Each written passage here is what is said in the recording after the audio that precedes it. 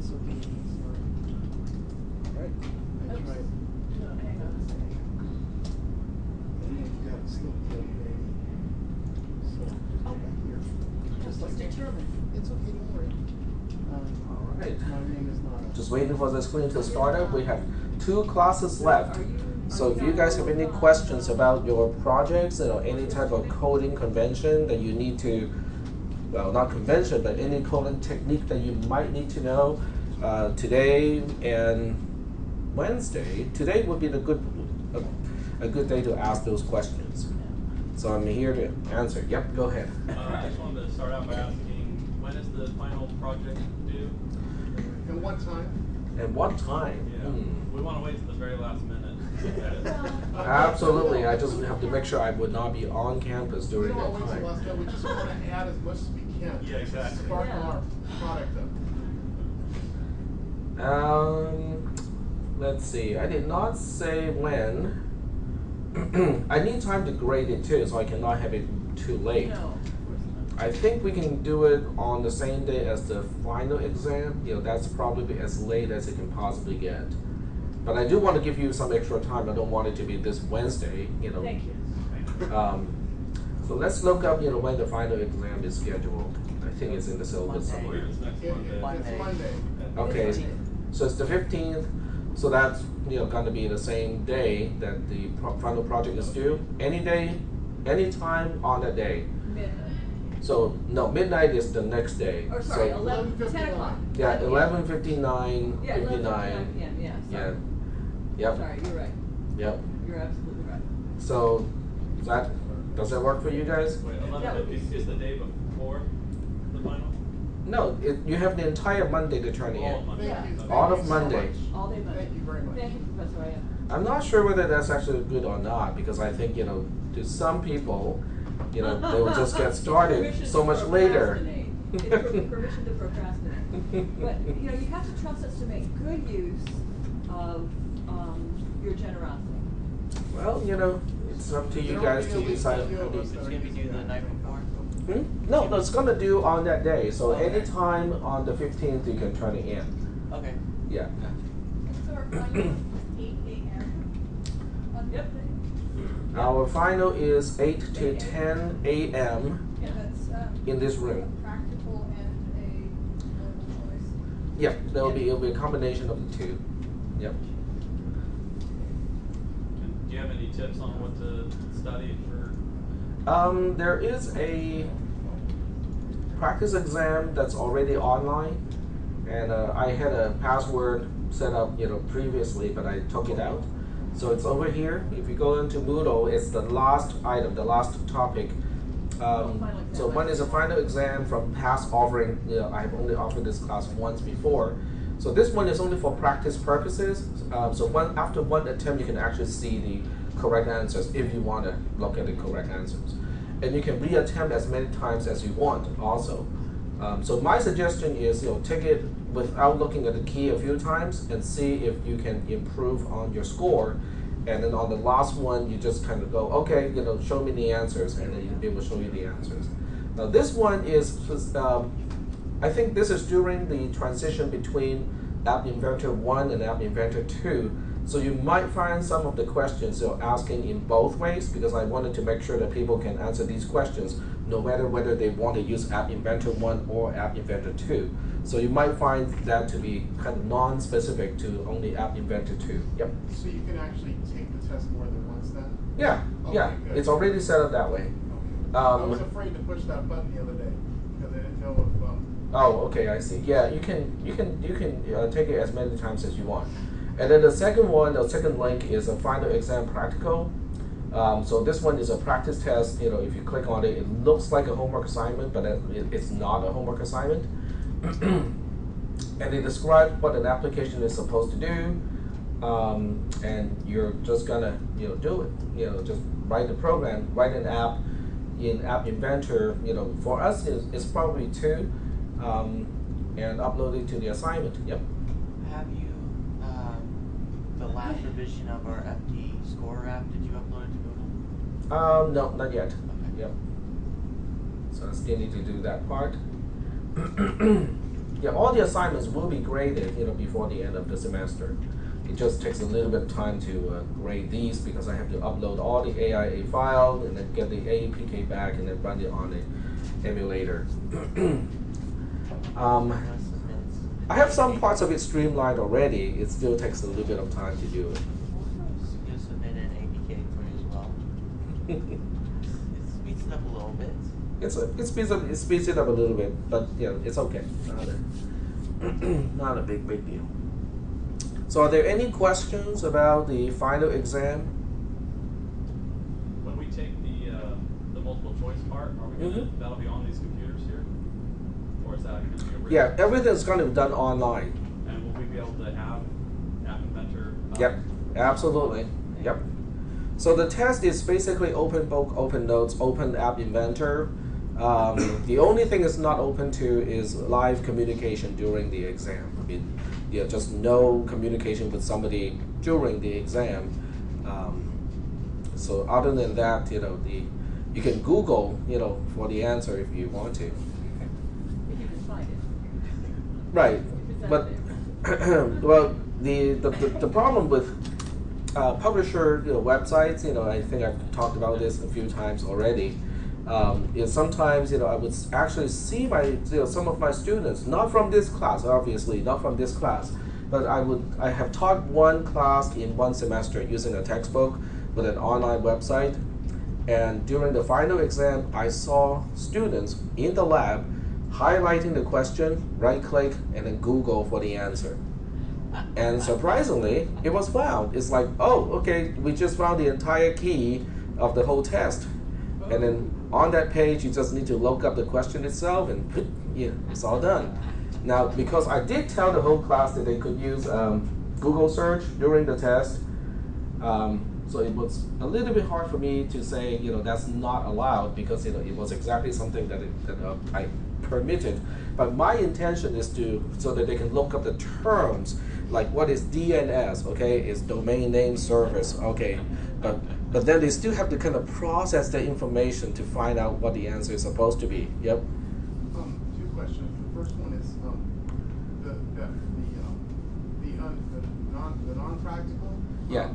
I'm assuming it's all the stuff you taught us on the website, right? Basically, if we It'll go be on the website. yes. Okay, and the second question is, on the final exam practical, are we going to be able to, like we usually do, test our program to make sure it works and find bugs, or is it basically something we're going to be writing a program and we have to submit it? It will be something that you can test using the emulator. Okay. So it won't be something that depends on GPS or your accelerometer sensor and stuff like that. Right. Okay. But it will be something that you can test with the emulator, and you can still use the portable version of the emulator if nothing can be installed on these machines. So in other words, we can bring it up to test. You can bring, yeah, exactly. Yeah, if you want to use your own laptop computer, be my guest. I mean, that's fine with me too. Okay, good. Yep. Okay, so any other questions related to your project? Any, difficulties that you guys run into? Any unexplainable, failure that App Inventor seems to be having problem with? I mean, aside from the emulator crashing on Windows. Right. But there's none of us has control over that, really. No. But if you have a multi-screen application, downloading the APK file is probably the better way to do it. And it does crash less often with. That does cut down on it. I have been doing that, and it does cut down on it. I quite agree. Yep. Or you can test it on your own device. That probably is even better. Any other questions? I mean, any other issues? Because if you guys don't have any issues, I'll just be adding on top of the field target score. No questions. Now, are last minute questions going to be accepted on Wednesday? Because I'm going to make a big push to do something between now and then, and I. Yep, you can ask questions on Wednesday. That will be the last day we have a lecture, so it will be the last day that you can ask questions in class. Fair enough. All right. Okay, so if there are no other additional questions, what I'll do is I'm going to extend the application so that we can save the score to a file, okay, which is a pretty easy thing to do now. Now that we got almost everything done, it's not really hard to do that. Go ahead and push the code to Moodle. I thought I did last time with this one. The 03 is the one from last time. Okay. Yep. And I did it at the end of the class, so I think that will be the updated one. Yeah. Okay. So what we'll do is we'll add on top of what we had from last time. Let me go start up the emulator separately first, because now that we are using a multi-screen application, it's easier or it's more reliable to test the application when we upload the APK file separately. Are you recording, Professor? Yep, I think I am. Let's double check. Yep, so the recording app is running and it is recording from the microphone. So that's good.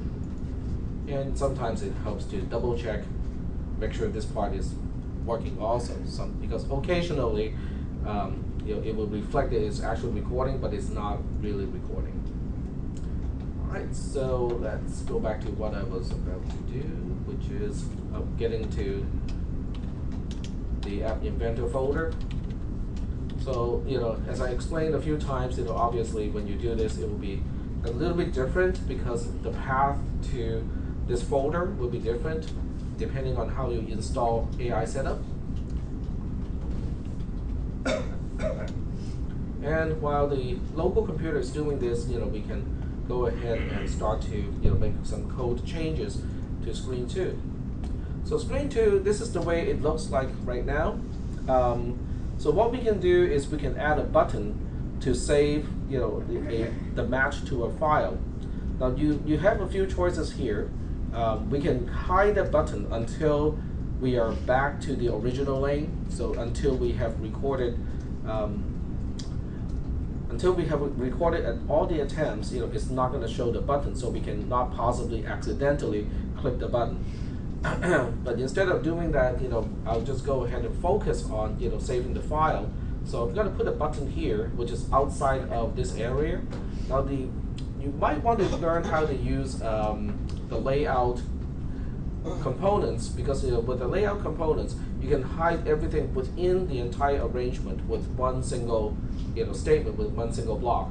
So that makes it very easy to basically say, okay, this whole chunk should now be hidden. They should not be displayed anymore, even though they're actually still on, quote unquote, on screen. They're not being displayed anymore.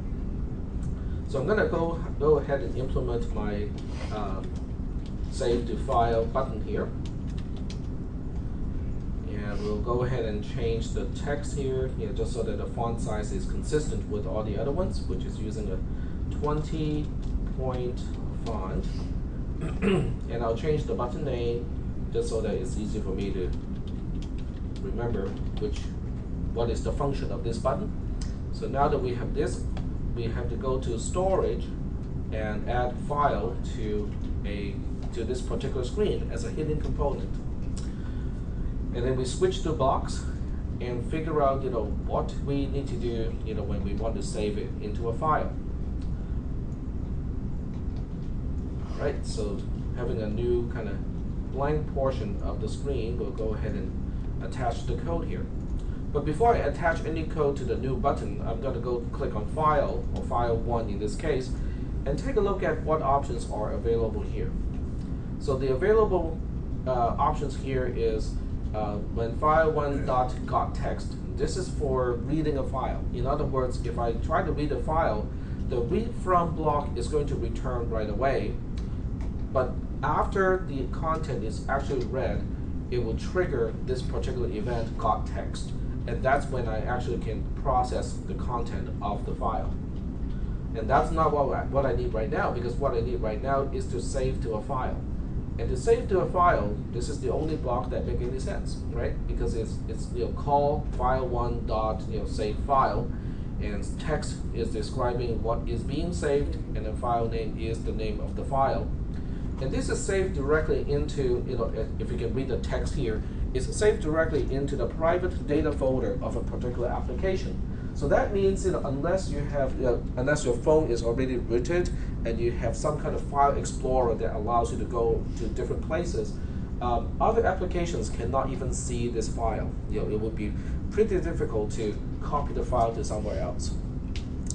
The other way you can do it is to use the share, the share mechanism, which I'll describe later. Okay, because you might want to describe or have multiple ways to save the score of a particular match. Now, saving to a file locally is one. The nice thing about this particular way is you can retrieve it later on. So we'll go ahead and pull this block out of here, and then we'll go to button Save to File, and attach these two together. The text that I'm saving is the entire match information, but I want to convert it into a JSON format first, okay, just to make sure that we can correctly represent the content of that list. And for that, it is a procedure. We go to, what is it? Serialize JSON. Okay, so that returns just the text version of whatever we pass to the parameter, and the parameter is just going to be my global variable match information. And the file name is going to be something that the end user can pick. So that means this may not be the right block to do it. If you want to do it like this, as an auto-save option, you can always use today's date and also the current time as a part of the file name. So this way you don't have to ask the end user for the actual file name. Go ahead. You could also use a notifier as well to get user input. Yes, you can, but that means you cannot do it inside the click event handler. You'll have to do it to notifier1.getText event handler. Okay, let me show you exactly what I mean by that. It's easy enough to do that. Okay, so if you want, when you click this button and you want the application to ask you for the file name at that time, then you want to take this block out, at least for the time being. And then what you need to do is to go to notifier1 and ask for the name of the file. And to do that, you have to use a show text dialog box here. And in this case, you have to change the title, make sure that the title and the message make sense. So we'll go to text here, drag two empty blocks or empty strings so that we can specify the content later. Okay. And the title can be save to file. Oops, save to file. And the message is specify a file name to save the match. Okay.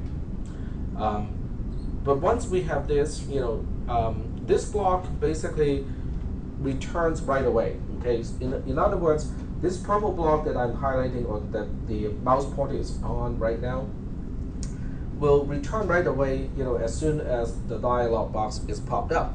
So it's not going to wait for the end user to type anything. When the end user types a file name and then press the OK button, it's going to trigger a different event. That event is something that we already have because we already have some error messages that needs to be processed. So that would be after text input, which is here, and it will have the response. Now the difficulty of this problem of this part is we only have one notifier. Okay, well, you can have multiple notifiers if you want to, but if you insist to only have one notifier, when after text input happens, you have to figure out, okay, we're creating this event in response to what? Okay, in other words, in this particular case, we have to somehow figure out that the text input or the response is a file name. And there's no easy way to do this. Unfortunately, there's no easy way to do this because it doesn't have a way to allow easy tracking of what is triggering the after text input in a particular case. Is everybody kind of understanding the issue here? Okay.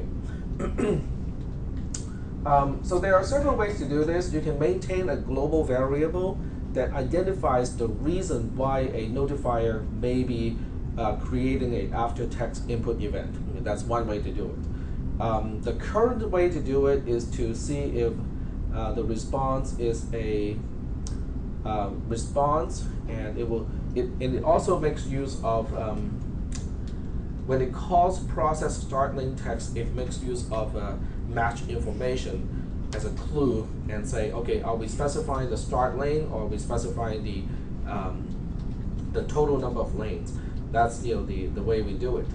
When we have this new trigger to cause the same event to happen, we need another way to tell, okay, are we dealing with the initialization of the lanes, or are we dealing with specifying a file name to save?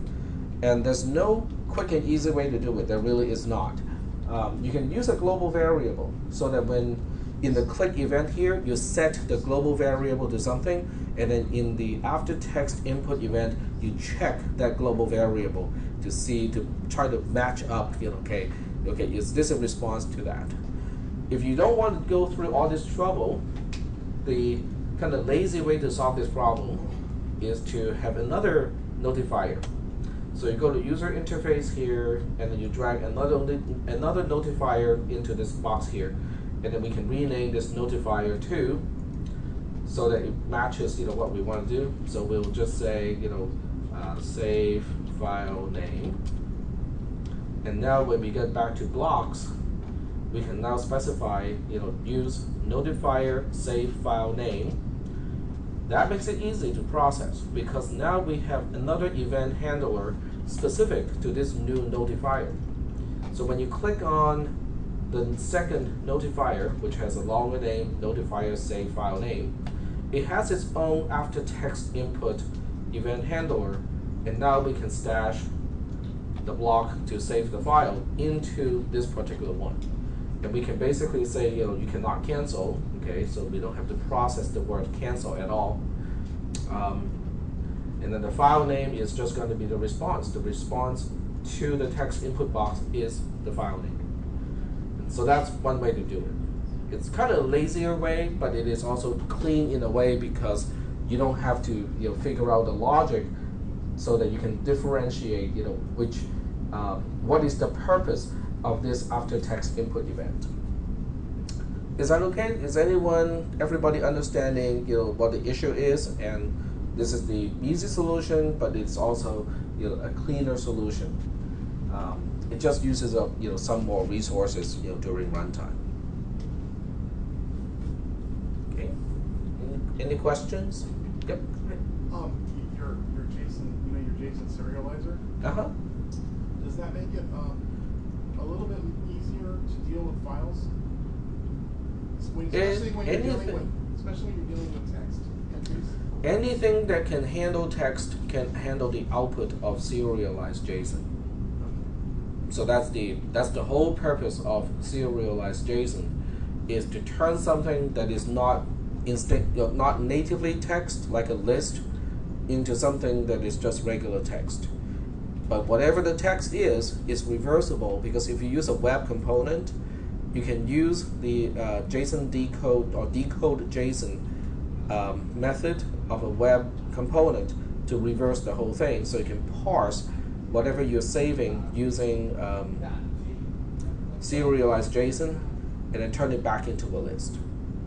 And that's the whole purpose, is so that it's a two-way, one you can encode and then you can decode it. So anything that can deal with text can deal with the output of serialized JSON. All right, so this code is all done. Let's go ahead and test it. So we'll save the APK file, and on the other side, I'm gonna get ready for it. Here we go. Oh, it's offline.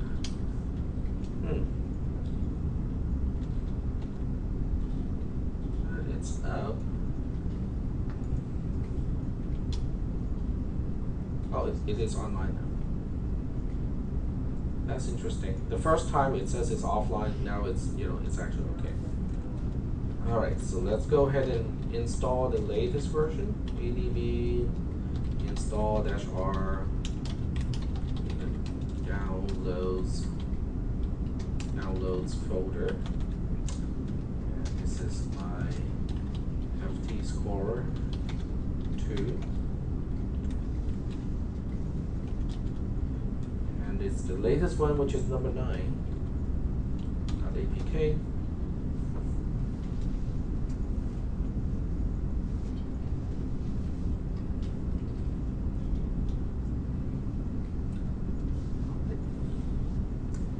Now I can switch back to the emulator and run FT Scorer 2.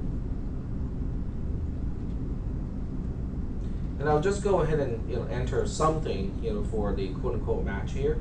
So we'll long press lane number, specify the first lane to be, let's say lane 3 this time, and then we specify the total number of lanes to be, say, 5, and we can record a score, just so that it looks kind of realistic. Change the attempt to number 2, record the score again. Change the target.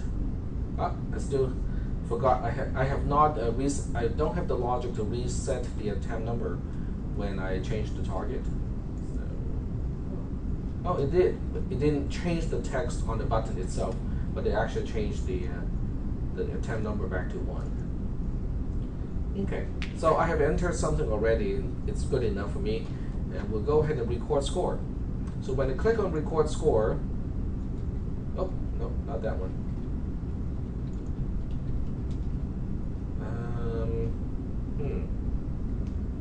Something is missing. Where's my new button? This is not the updated version of the application. Okay. I must have uploaded the wrong one. Let me double check. First one is version 10. Gotcha. Oh. I didn't look there.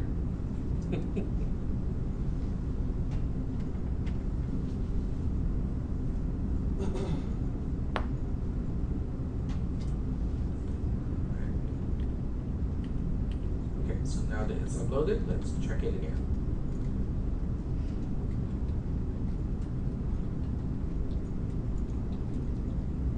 Yep, that's my new button.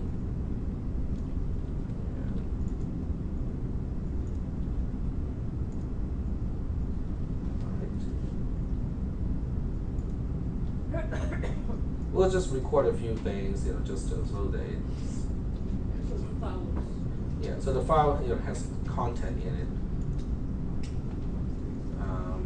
We'll update the attempt once. Okay, fine. So we'll call it test.txt. It's just a regular text file. And then press the enter key. Oh, click the OK button. And nothing seems to happen because even though the file is saved, it doesn't show anything here. Okay. So to figure out that it's actually saved and the content is right, we can also use ADB for that purpose. Okay. It's a little bit obscure, but I think some of you may find this technique to be useful, is to use the emulator and use ADB to execute shell commands on the Android side. Okay. Yeah, so it's called ADB shell. Okay, so the command to ADB is called shell. So what it does is it opens up a terminal onto the Android device. Now, because Android actually uses Linux as the underlying operating system, if you know most of the useful Linux commands, you can actually navigate in Android just the same, basically. So I'm going to use ADB shell, and it gives me a # here as the system prompt. Now, this is actually based on BusyBox, if I remember correctly. And BusyBox is basically a very small version of a shell. It's not quite as big and as powerful as Bash. BAS stands for Born Again Shell. But this is probably based on BusyBox, which is a smaller shell. So some of the features are missing, like tapping twice to have file completion. That probably is missing. But the basic commands are still here, like ls to show all the files of the current folder, pwd to print working directory, which is the current folder, A single slash means we're at the root folder. This is the top level folder in any Linux or Unix type operating system. And the way you find the folder for your application is go to data, okay, slash data. This way, it doesn't matter where you run it, it will always get to the right folder. So you have to do a CD, which stands for change directory, to data, okay? And then you do a ls, it will show you a whole bunch of subdirectory. The one that we're looking for is actually not here. We have to scroll up a little bit to find it. It is not that one right here. This is the one that I'm looking for because it starts with, instead of com or edu or org, it starts with appinventor.a, dot something, and then it will be, the second portion is going to be AI underscore, and then whatever your login name is using your Google account, and then the last portion is the actual name of your application. So that's how you're going to find your application. If you don't have the scrolling ability, or you don't want to have to scroll a whole lot, you can say ls, just a asterisk. So that will show you everything. Well, that didn't work too well. Cursor keys don't work either. Yep. Okay, so you want to specify ls-d, which specify I just want to show all the folders, but not the content within the folder. And then you say use a asterisk to specify the pattern of the folder names that you want to display. So this shows a lot quicker because now we are focusing on just all the folder names that start with the lowercase a character. So now we can say cd to app inventor. Unfortunately, the tab autocomplete feature does not work in this shell, so I have to type in the entire thing. Otherwise, it will be a whole lot quicker to type in the name. So now that we have switched to the right folder, let's do a pwd just to make sure, okay? Because it should say slash data slash appinventor.ai.attack 2014 fall, and so on and so forth, and that's correct.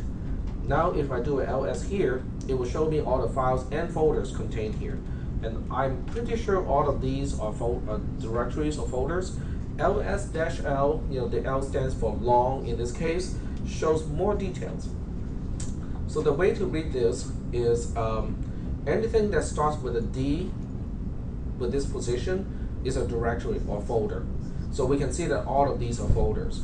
The one that would contain the files that we are saving to is going to be files. So we'll go ahead and cd to files and do ls, and here's my file.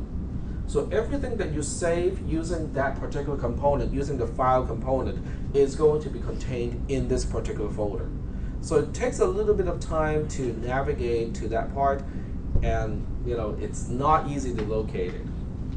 But what we want to do is to look at the content of this text file and see whether it makes sense or not. Does it match what we are actually saving? Okay, representing a match that is actually still in progress. So we do a cat, which is basically the same thing as a DOS type. It shows the content of a file, and then you just cat the name of the file, and this is the content. And you can see that it uses the square bracket symbol to mark the beginning and the end of a list, and the way it's displayed correctly right now is correct. I mean, it is representing all the data correctly using the JSON representation or JSON encoding of a list. So are there any questions about this portion here? How to save any text basically into a file and locate that file here. Now, it is difficult to locate this file name, okay? Because the end user probably cannot remember the names of all the files that he or she has saved. So this is a good feature if you just want to save an intermediate version of the match. Okay, and then later on you just say, okay, I want to restore from last time. Okay, the application or the entire Android system crashed, so you can just basically restore, and you can resume from wherever you left off last time, which is a really kind of cool feature because this is something that we can actually do. All right, are there any questions about how to locate the files and stuff like that? No questions? Now this part is universal. It's not only limited to AI or app inventor. If you actually write your application in Java, you will still have a folder structure like this. Maybe a little bit different, but this is still how you can navigate to locate, individual files for a particular application. Any questions about this? No questions? Okay. If there are no questions, a much more powerful way to distribute content is not to save something to a file, because, well, I mean, saving to a file is kind of cool because you can later on use an email program and include it as an attachment, but that's going to be very difficult because remember, this only has permission to app_37, which is this particular application. If I using the same username as Dr. Tag 2014 fall, write another application, it's going to have a different ID. So even my second application would not have permission to look at this file, which means hey, so how do I get my email program or the web browser to even have access to this file? The answer is no, you cannot do that. Okay, it's just not set up to do that. So the other way you can share, a file with other people or just share content with other people is to go back to the designer and use the share component. And the share component is under social. And if I drag and drop a sharing into the application, it becomes a hidden component because it doesn't really have anything to show by itself. When we switch back to the blocks, okay, let's do one more thing first. Let's add another button here.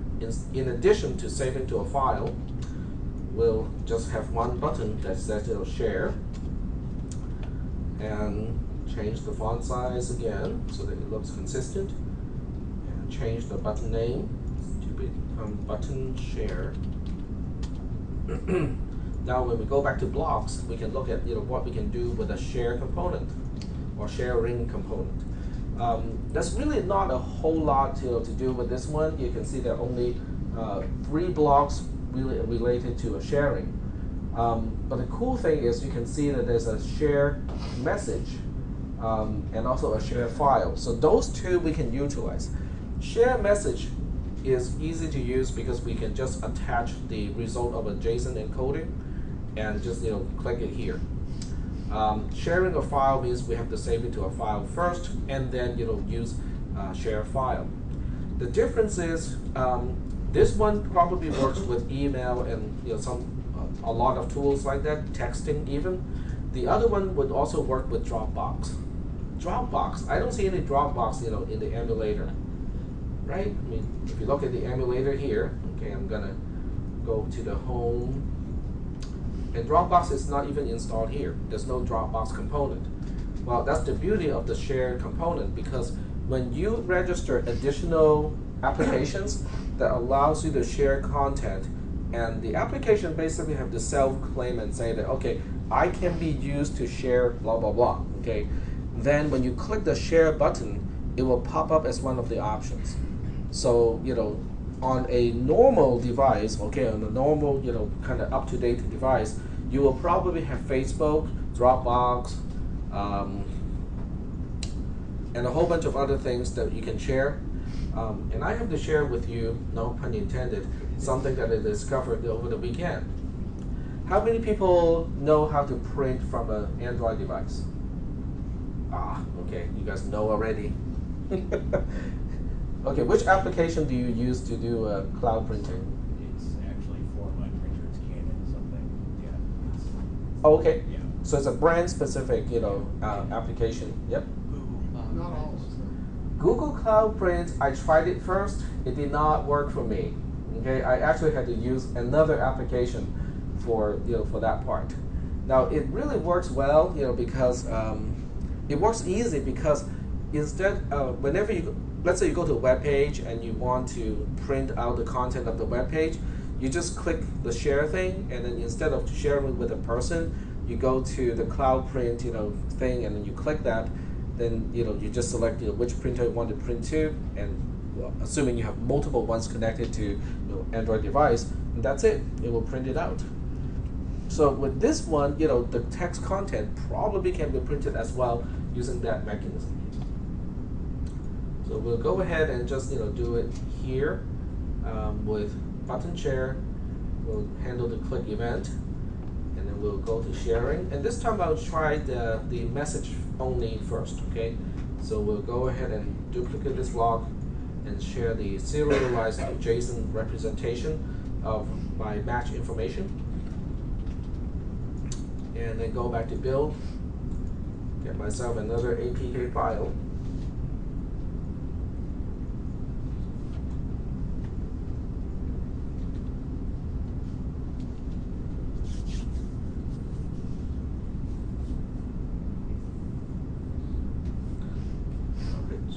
Here anytime.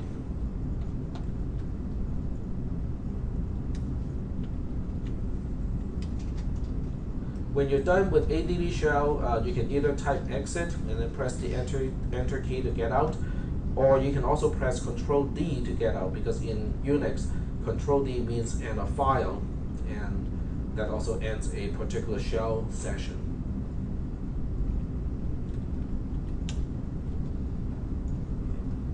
Oops. It's still trying to download the APK file. It's done compiling, it's just taking a lot longer to get to the file itself. And nothing. Oh, here we go. Alright, so we can now switch back to here. Reinstall the application.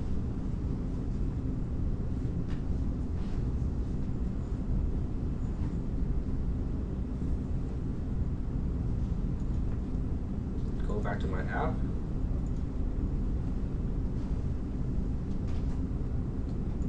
And for this test, I don't need to set up anything too elaborate. I just need to set up the start lane and also the total lane number, and then click share. So when you click share, it will this one only has a text interface for sharing, and that's why this is basically the SMS text interface, the messaging interface.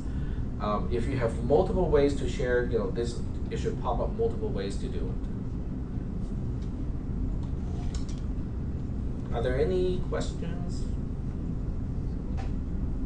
No questions. Okay. I want to verify this. Okay, that it will actually ask you, how you want to share the message. So what I'll do is, well, there are several ways to do it. I just need to figure out which way is the best way. So what I'll do is I'm going to upload not the AIA file, but the APK file, so that you guys will have access to the APK file. If you have a mobile device with you right now, you can actually go ahead and test it. And I'll do it on my own mobile device too. So I'm going to upload the APK file.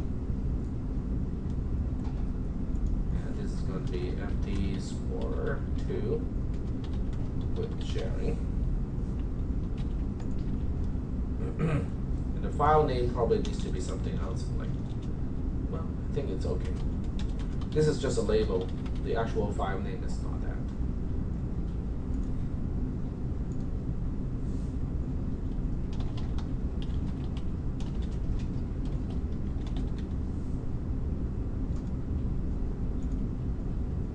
And I'll rename the file as ft_2.aia.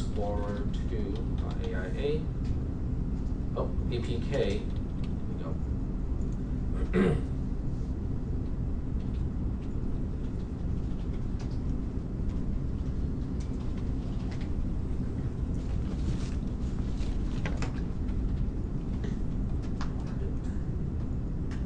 Save and display. So now the file is on Moodle. At this point, I'm going to give it a test. And some of you can probably beat me to it.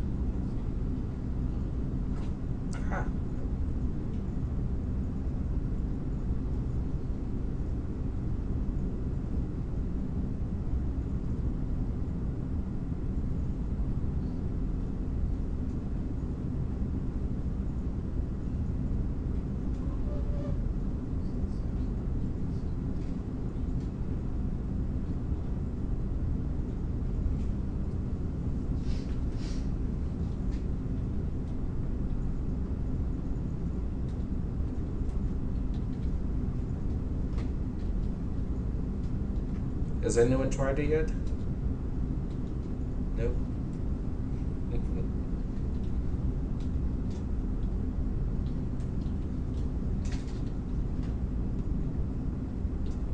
In order to try this, you also have to turn on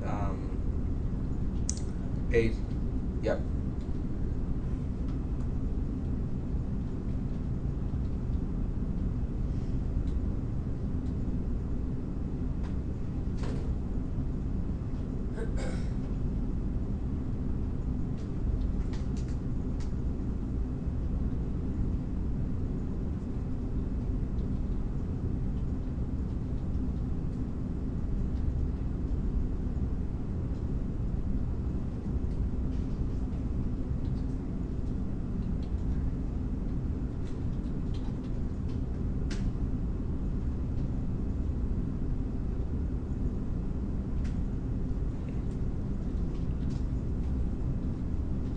It's getting stuck with the download. Just mark it down. Yeah. Hmm? It won't, doesn't mark it down. Yeah, I can do it from here. So using a PC, I can do the download, but using the mobile device, I can't. For some reason, download it. Doesn't like it.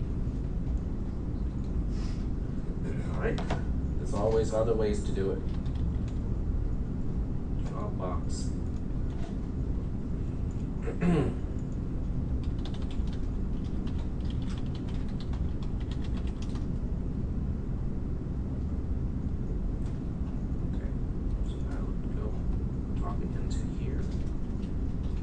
Yeah, that's the other way to do it. If you have a Dropbox account, I find that Dropbox is a pretty easy way to share files, and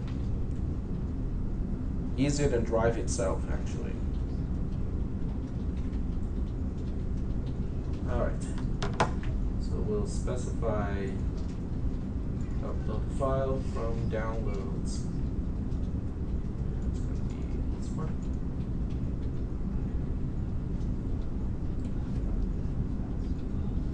Yep, it's much faster. Do a refresh. This folder, yep, got it. And I don't have any problem downloading from Dropbox, but Moodle would not let me do it. At least the mobile version of Moodle does not like it. And because I already enable my Android device to install from a untrusted source, it will let me actually download and install an APK file. So just click install. It will ask you for all the permissions. Open it. And it's amazing how much faster it runs on my actual mobile device. And we'll go ahead. Record the score first. Save. Okay, now I'm clicking the share button. And it shows me everything. It even adds, add to Dropbox is an option too. I have an FTP client, so that's another way to do it.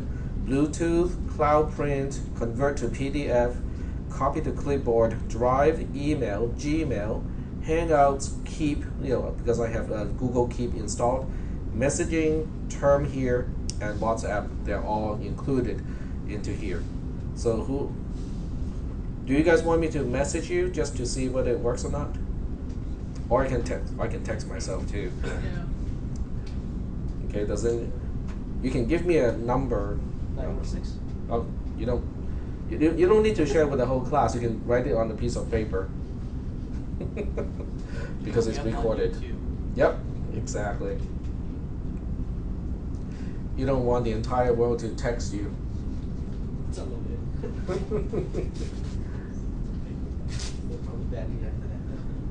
Alright, I'll give you the piece of paper back.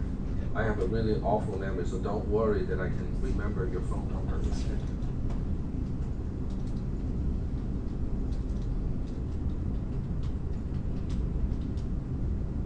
Is that a 6 or a 0? The second last digit. 6.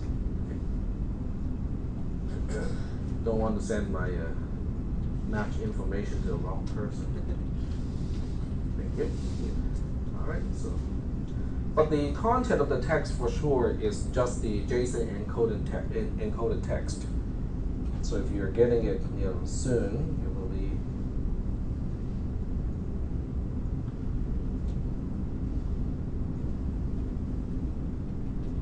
You getting it? Yeah. Okay. Well, so that's an easy way to share, because in a match you can just get the cell phone number of your, the match director, and and using the share button you can just send it to the match director. Yeah. Go ahead. Now let's say you want to send your score information up to like a website, a digital scoreboard. How would you go about doing that? It depends on how you want to do it. If you want to use a file way to do it, which is the easy way to do it, you can use FTP or FTP client just to upload a file. Right.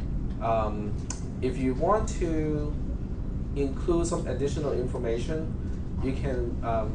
Okay, let me show you what I mean by that. It's easier to just show you.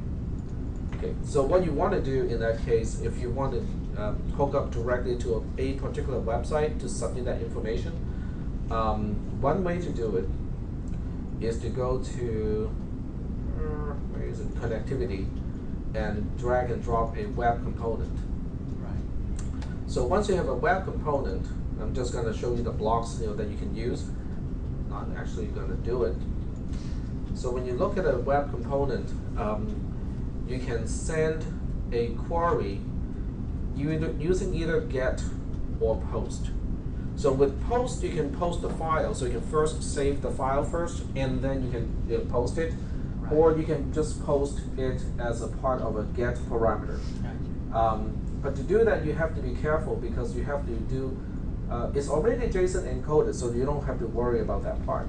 But even when it's JSON encoded, it will have characters that cannot be a part of the URL. Right. So you have to use one of the encoders, and I have to find out which one. I think it's URI encode. Okay. So you have to use URI encode to encode the JSON encoded stuff. It will become really long because of the expansion, because one Right. single open square bracket is going to be expanded to like 3 characters.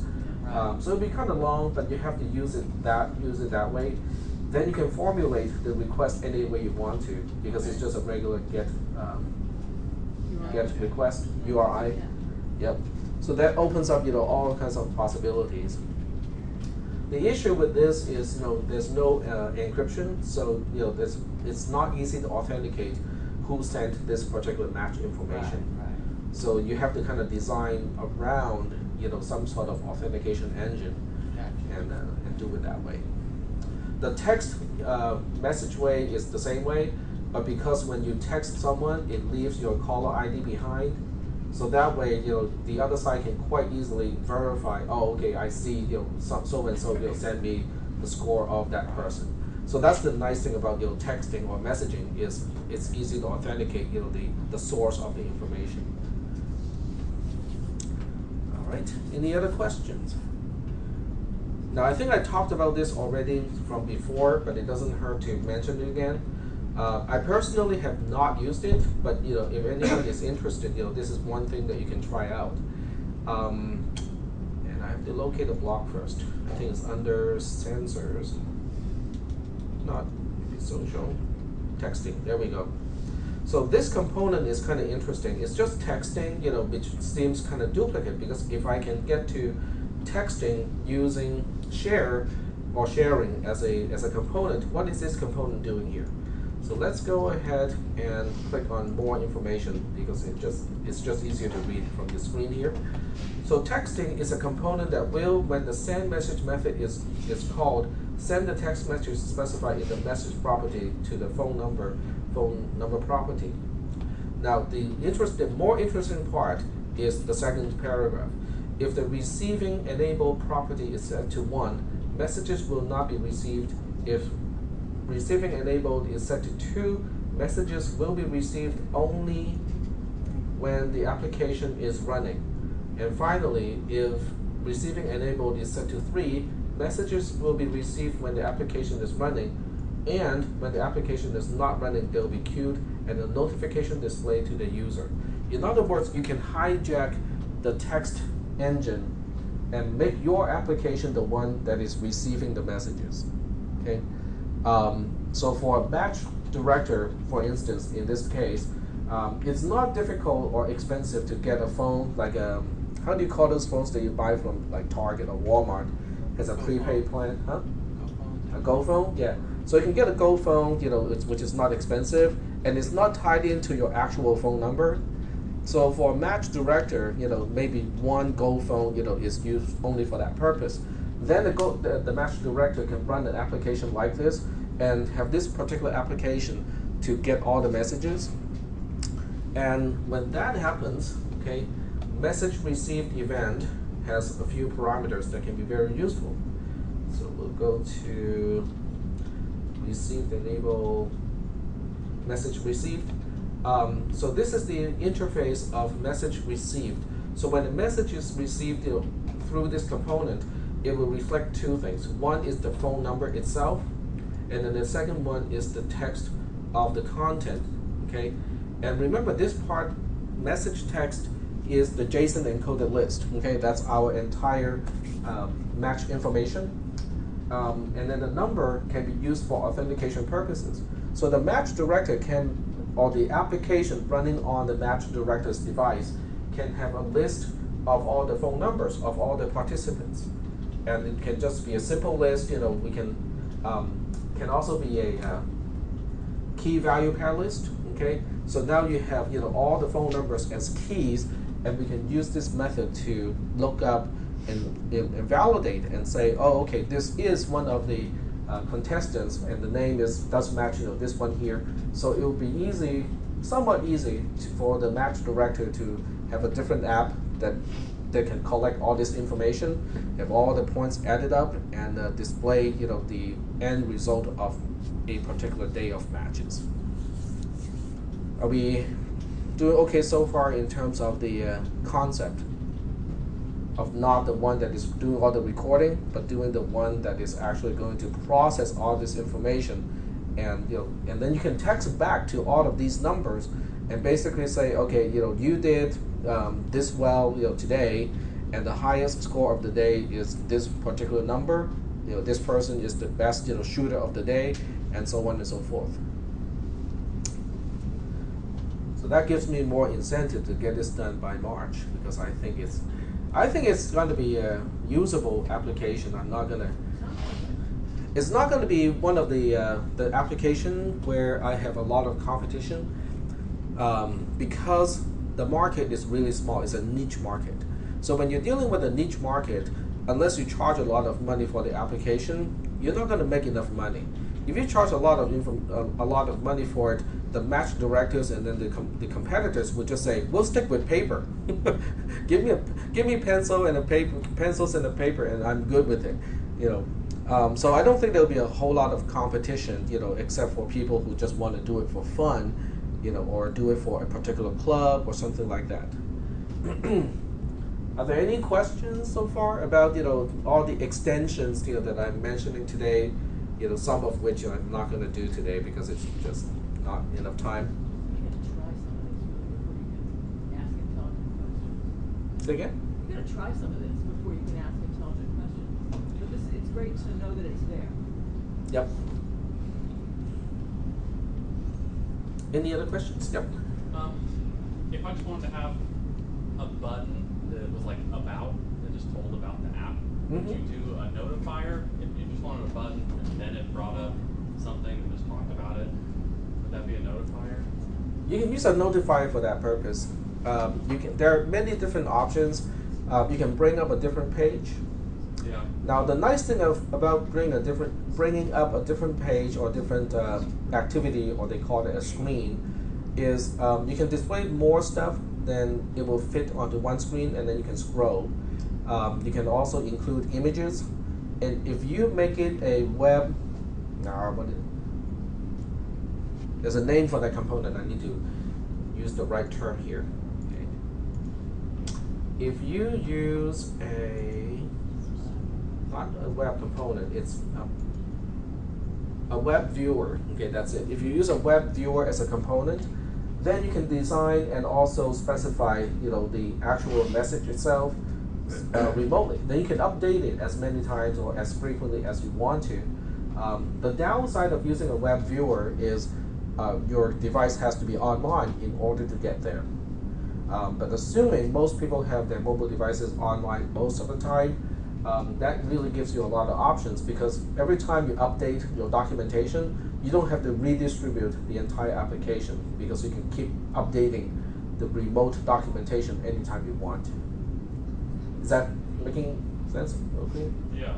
If you were going to do just a separate screen, would you just do it in one label and just type, like if you were typing 2 pages worth of information, can you just put that in one label and it'll just keep?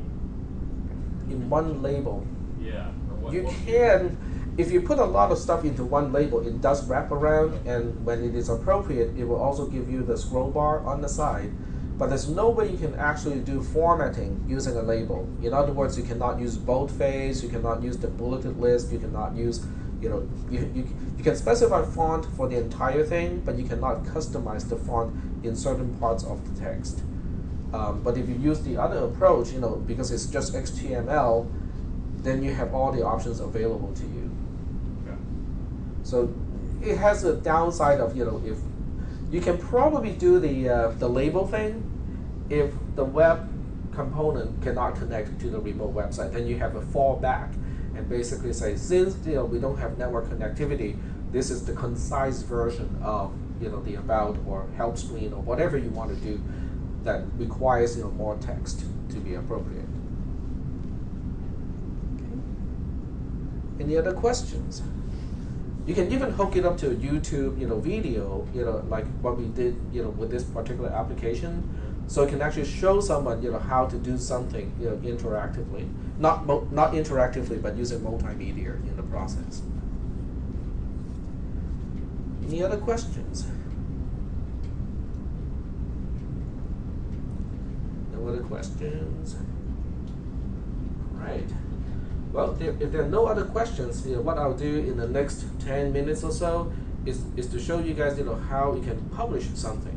So in addition to, like sending an APK file to your friends and family or other people who might have uses for your application, and leave them in constant fear of whether this is a legitimate application or not, you can actually do it the legitimate way, okay? So what you want to do is to go to the Google Play Store and register as a publisher, and then you can go ahead and publish your application through that interface. So Android Play Store developer. I haven't done this since last time I did it, so it's going to be and I'm pretty sure they have changed a lot too. Yeah. So what I'll do is my sign in is this account, so I'm going to sign in with the other account, which is going to disconnect the other one. Oh, you were trying to sign 2 different accounts? Nope, the other account should still be there. Let me see if I can. Okay, if I go to just Google, which account am I using? Yep, it's using the wrong one. I want to use this one here. So if I switch here first and go to Android Play Store Developer, will it pick it up? Okay, well I can do it with this one too. This is just a shared account with many other professors, and that's why it has a name of some profs instead of a prof. Alright, so let's take a look at the screen first, okay? So you can do it with any Google account. I think the Los Rios apps account does not apply. You can give it a try, but I'm fairly sure it does not apply. Okay. So before you continue, 3 things. Read and agree to the Google Play Developer Distribution Agreement. Don't just click it and go forward, okay? You've got to make sure what you're agreeing to. Review the distribution countries where you can distribute and sell applications. if you're planning to sell apps or in-app products, check if you can have a merchant account in your country. Assuming you're not going to get paid for your application, it's a whole lot easier. Okay, if you want to sell something, it's going to be a lot more. It's going to cost you more. And then you always have to pay $25, even if you're not going to sell the application. Yep. Is that for each application? No, this is $25 flat fee For each year? forever. Oh, forever. Oh, Forever. So. Lifetime account. Apple's like Lifetime account. Yep, for the lifetime of this particular Google account. So assuming you have an account set up for your developer identity, and you're not going to change it, this is just $25 that you pay one time, and then you can publish apps, forever. Do you know what the percentages? Huh? Do you know what the percentage that they take is? Is it 30%? Something like that. Oh, if you have a paid app, right? Right. I do not know. 30% or so. You can probably Google that. I mean, that's not going to be a secret or difficult to find. Okay, so what we do want to do, what we do want to read a little bit is the developer distribution agreement.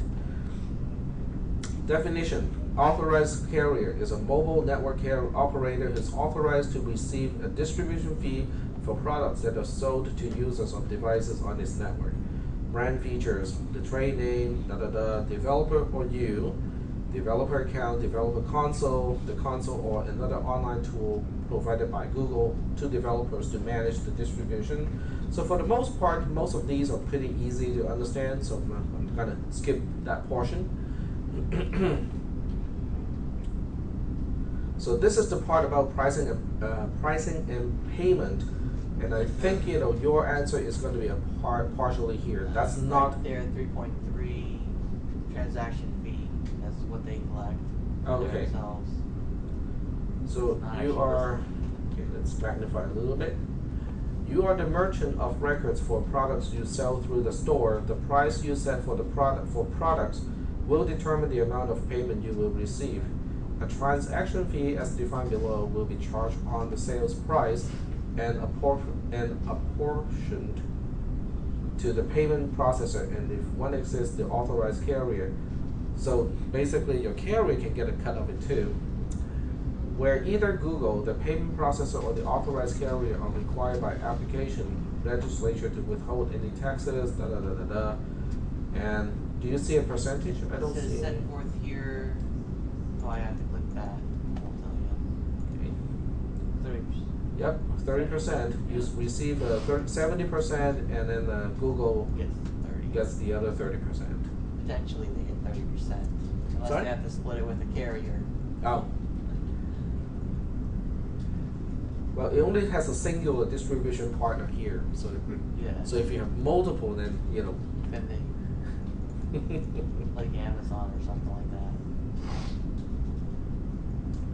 And then of course in boldface, I'm skipping some portions where it's not as important to mention, but in boldface it states very clearly that you support your product. In other words, Google is not responsible to support your products, which kind of goes without saying. Authority to refund. You authorize Google to give the buyer a full refund of the price of a product or in-app transaction on your behalf if the user requests the refund at any time within 48 hours after purchase. So, just be prepared, okay? Don't spend that money right away. Not until 48 hours and 1 minute after the purchase. Yes. Because, it depends on what type of app you're developing and whether it can, get a lot of popularity. Like, if you get something like Angry Birds, within 48 hours, you might be making $1 million. So if you spend that $1 million and then something happens and everybody wants to get a refund within 48 hours, you have to cough up that $1 million from somewhere to cover this. Okay, use of a store. Okay, now we're getting the more important stuff. Okay, more interesting and important stuff. Prohibited actions. You agree that you will not engage in any activity with the store, including the development or distribution of products that interferes with, disrupts, damages, or accesses in an unauthorized manner the devices, servers, networks, or other properties or surfaces of any third party, including, but not limited to, Android users, Google, or any mobile network operator. So basically anything that has a cracking or unauthorized access nature in it is not allowed. Okay. Alternative stores. You may not use the store to distribute or make available any product that has a purpose that facilitates the distribution of software applications and games for use on Android devices outside of the store. So it cannot be a front or a gateway so that people can install the application and then they can get the bypass Google as a They result. want their money. Yep, definitely. Which explains why Amazon apps can't be through the Google Play Store. Right, but it's not that big of a deal to No. write their own Play Store. Exactly. Yep. And then product rating is also important because you will be asked to rate your products when you upload something to be available for other people to download. The store will allow users to rate and review products only. Oh, okay, that's not about you rating your product for different audiences. That's probably a little bit below. That's for them, for users. Yep, the store may also assign you a composite score for any product that has not received user rating. A developer composite score will be a representation of the quality of your product. So you'll be graded of your product based on your history and will be determined at Google's sole discretion. I think Google learned this one from Apple, right? Yeah. Mhm. So. Yeah, for new developers without product history, Google may use or publish performance measurements such as uninstall and or refund rates to identify or remove products that are not meeting acceptable standards. Now this is fairly new. When I looked at this agreement last time, this was not here. And then That's one of a handful of new items they put it up. yeah, but this one is actually pretty important because as a result of not having 4.8 or certain portions of 4.8, there have been many comic strips making fun of Google applications of having really low quality because anybody can put something up there, okay? And I think Google is responding to all those responses from end users and go like, okay, we need to put some minimal quality check here to make sure that the products that we distribute are not too bad. And we can display your address, whatever address the app is speaking to the public, which is stupid. Okay, we are taking takedown, Google takedown. It sounds So- like a fun game. Well, but it is something that you want to read in its entirety before you actually start to upload stuff because it is a legal document. I mean, once you click that thing, you're basically saying, yes, I acknowledge that I know about all this stuff. And then you can change it at your leisure. And Google can change it at their leisure, yes. For no reason at all. Yes. But, if you want to get your 70% cut, this is what you have to go through. I'm looking for the part that talks about the rating of your product because you have to rate your product if it has violence or some content that may not be suitable for some certain audiences. You will have to basically mark it and say that okay, this product has these content and it may not be suitable for everyone, which is a big thing because your assessment of your product may not be the same as how other people assess your product. That's a federal thing, right? Let me see if I can find it here. That's federal, right? Nope, it's not. It's not discussed here, but there's a portion to talk about it.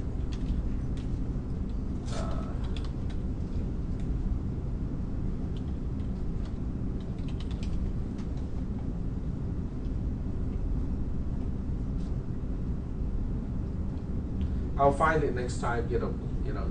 But there is definitely a clause, that talks about that. Last clause, exactly. All right, so go ahead, go home and make sure that you spend as much time as you possibly can to develop your project because next class is our last class meeting. So if you have any questions, it will be the right time to ask. right? I said, don't make us sad, Dad. We like this class. It's fun. It is what it is. All right, thank you. See you guys.